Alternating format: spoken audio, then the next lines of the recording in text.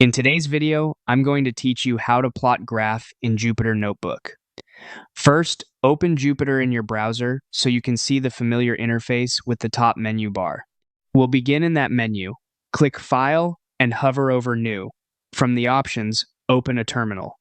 This gives you a command line inside Jupyter. In the terminal window, type pip install matplotlib and press enter. Matplotlib is the most common Python plotting library, and installing it here makes sure your notebook can draw charts. Wait until the installation finishes successfully before moving on. With Matplotlib ready, return to the top menu, click File, hover over New again, and choose Notebook. If prompted, pick your Python environment so the notebook knows which interpreter to use. A fresh notebook opens with an empty cell. In that first cell, import the plotting module by typing import matplotlib.pyplot as plt. Then run the cell. Running a cell is as simple as pressing Shift and Enter. The cell executes and the cursor moves to the next one. Next, create the data you want to visualize.